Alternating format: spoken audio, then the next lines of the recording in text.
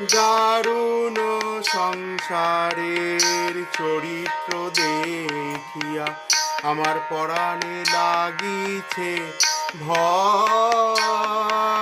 কাল সাপের মুখে ছুটিয়া রয়েছি, কাল সাপের মুখে ছুটিয়া রয়েছি।